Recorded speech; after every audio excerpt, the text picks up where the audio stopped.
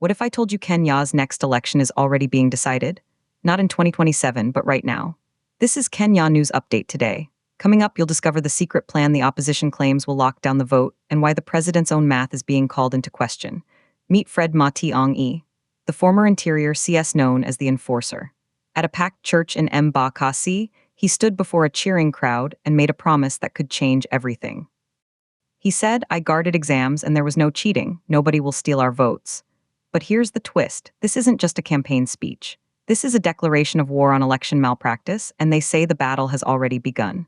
For years, fears of rigging and interference have haunted Kenyan elections. The stakes, the future of the nation, and the opposition claims they've found the formula to protect your vote. They're telling supporters to just relax. But can you really relax when the political temperature is this high? Matiang'i is leaning on his controversial record. The man who cracked down on exam cheating and oversaw internal security is now promising to apply that same iron fist to the 2027 ballot. He reminded everyone of his tenure, a period marked by strict enforcement. It's a powerful pitch, vote security from the guy who used to be in charge of national security. But here's what nobody's talking about: the sheer scale of their claimed preparation. Rigathi Gachagua took the mic and dropped a bombshell. He said, "I can see you had some fear that our votes would be stolen. It is just that you do not know how prepared we are." And then he laid out the map. According to him, Kalonzo Musyoka has already locked down Ukambani and the coast. Eugene Wamalwa, George Natembeya, and Edwin Sifuna have anchored western Kenya. And he claims Nairobi and the vote-rich MT Kenya region are firmly leaning their way. It's a claim of total dominance, a political checkmate announced 2 years early. But is it real or just political bluster? The crowd cheered, but the real test is still 20 months away. And then, Kalonzo Musyoka delivered the counterpunch. He turned to recent remarks by President William Ruto, who predicted a win by a 2 to 3 million vote margin. Kalonzo looked at the congregation and asked the question on everyone's mind. When William Ruto says he will win the election with 2 million votes, what does he mean? He called the building momentum revolutionary, arguing that Kenyans are desperate for a new direction.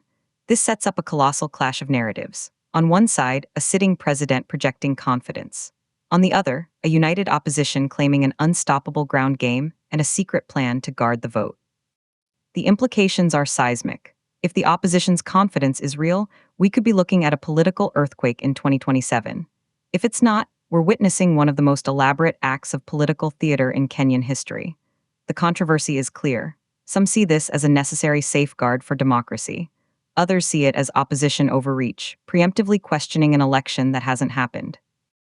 It raises the biggest unanswered question in a high-stakes election. Does announcing your security plan 2 years early make your votes safer, or does it just paint a target on them?